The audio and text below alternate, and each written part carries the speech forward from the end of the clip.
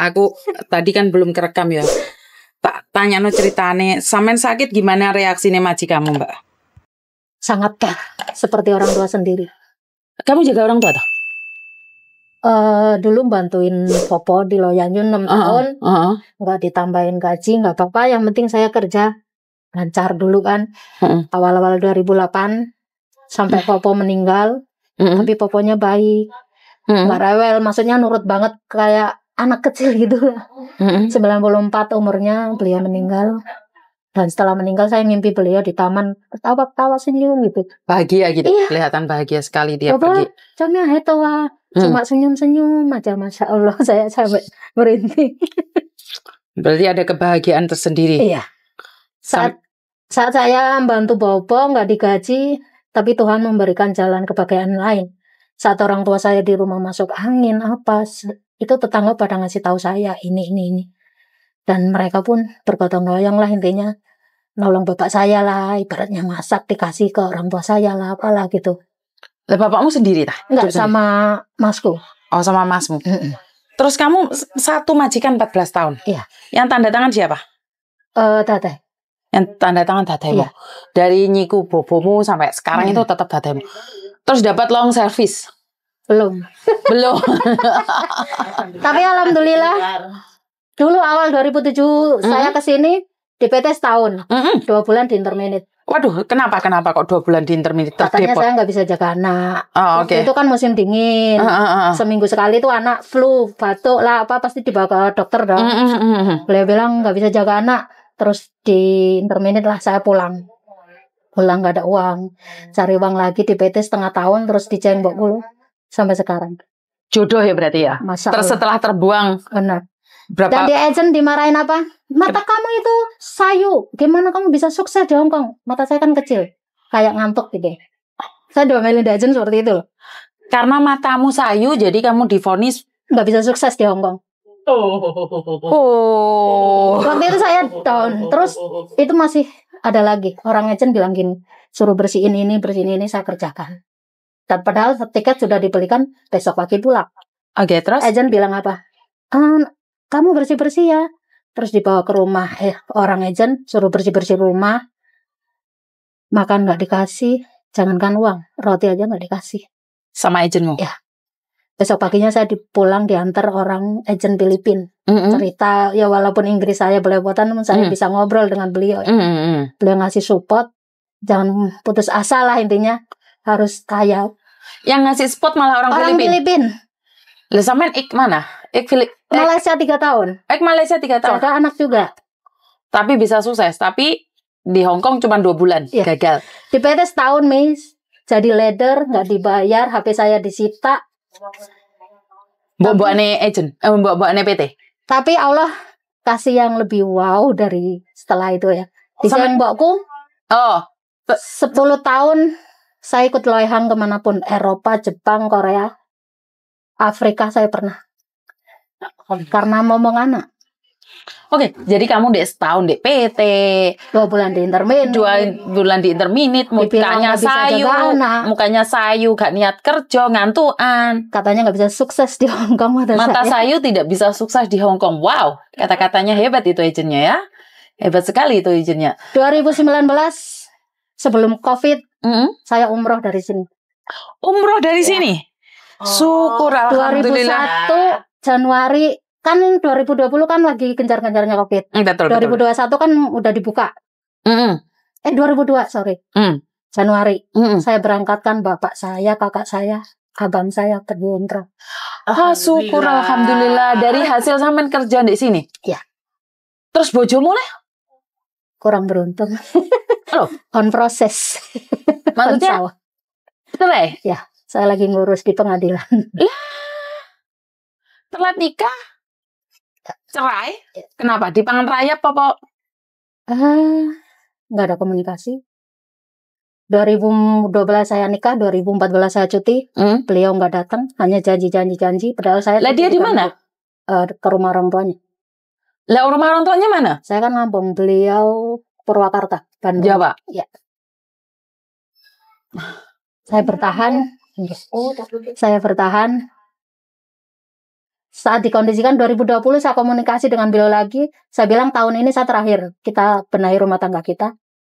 Tapi beliau tetap memilih untuk tidak. Bukan beliau yang memilih untuk tidak. Tapi saya bilang kalau pingin membenahi rumah tangga, teori itu nggak seenak fakta gitu loh. Kalau teori itu semua orang bisa. Anak SD aja tahu. Minum pakai gelas, makan pakai mangkok, pakai piring. Tapi hidup nggak sesimpel itu, benar? Betul. Dari beliau belum kerja, saya kasih uang cari kerja. Gaji pertama bilang suruh buka rekening, saya kasih uang buat buka rekening. Berapa tahun juga nggak ada isi. Dari gaji 900 sampai 8 jutaan di Telkom. Tapi nggak nabung.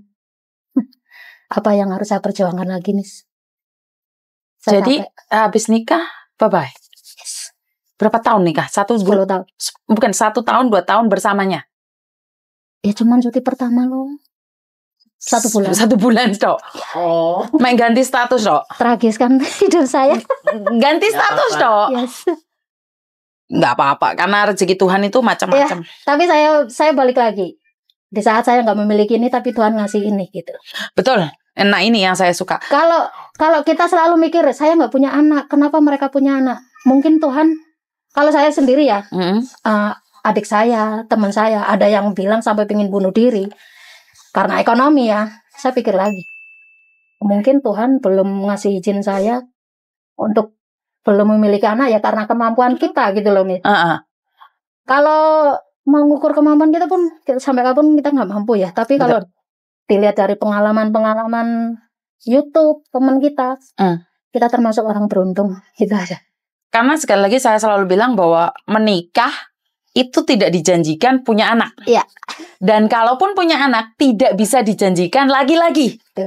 Saat kamu minta lagi-lagi, saat kamu minta anak, bisakah kamu berjanji itu adalah laki-laki atau perempuan? Tidak bisa juga. Itu adalah rezeki. Menurut saya ya, saya adalah rezeki. Beruntunglah orang yang punya anak cowok cewek. Ya. Contohnya saya. Bisa sombong itu ngelundas gue. Amin.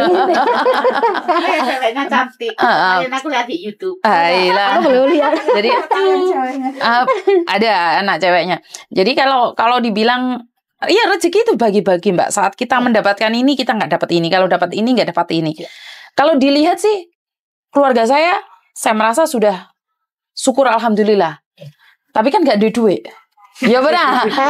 Iya, aku bersyukur punya suami yang baik, punya anak cowok cewek, mertua baik, ibunda saya baik. Tapi kan nggak sugih. Ini Februari. Lah makanya Februari nanti insya Allah berangkat umroh lagi. Berangkat umroh lagi. Berapa sih biaya umroh ke Indonesia? Ke Arab Saudi? 14,5. 19,5. Sorry. 19,5 itu apa? Dolar Hongkong. Hampir 20.000. Ya. Suratnya apa aja yang diminta? Paspor, ID-card, suntik meningitis, surat izin dari majikan. Terus? Udah. Semua itu diserahkan sama travel. Gampang gitu? Yes. Hajj Foundation. Hah?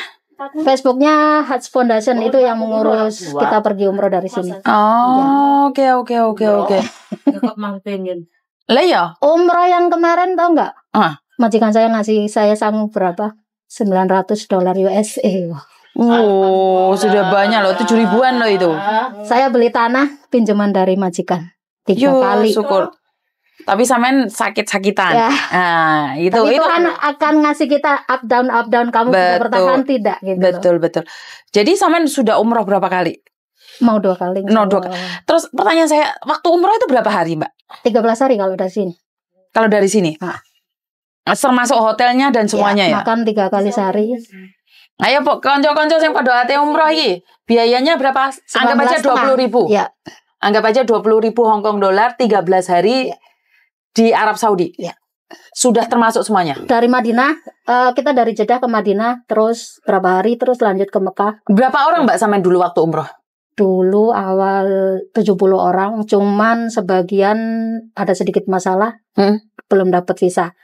Akhirnya harusnya berangkat April, kita berangkat September kalau nggak salah dulu.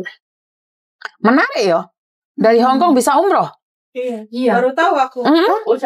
Saya sudah dulu, tapi saya belum pernah ketemu sama orang yang benar-benar umroh. Di sana nikmatnya apa? Kok saya rasa tidur, dengar azan malam, mandi, ke masjid, tahu-tahu subuh, pulang, kita sarapan atau apa gitu, tahu-tahu udah zuhur, cepet rasanya, seperti waktunya tuh seperti berlari gitu, seperti nggak pengen pulang kalau di sana, bener. Makanya saya pengen kembali lagi. Oh, wow, wow, hebat, menakjubkan. Ini berkat Tuhan ini, termasuk berkat Tuhan juga. Jadi syukur alhamdulillah, dan sekali lagi saya cuma bisa membantu doa agar Samad dapat long service. Berapa totalnya tadi, Mbak? Berapa? 40 lebih. 43.000 kurang lebih untuk 14 tahun. Jadi pengennya sih kalau dapat tahun depan kalau ada haji sih pengen ke sana. Dan terima kasih sumbangannya juga. Untuk sementara saya tidak tahu berapa jumlahnya karena saya tidak akan membuka sumbangan itu depannya karena itu adalah titipan dari hamba Tuhan. Jadi banyak lagi yang menyumbang.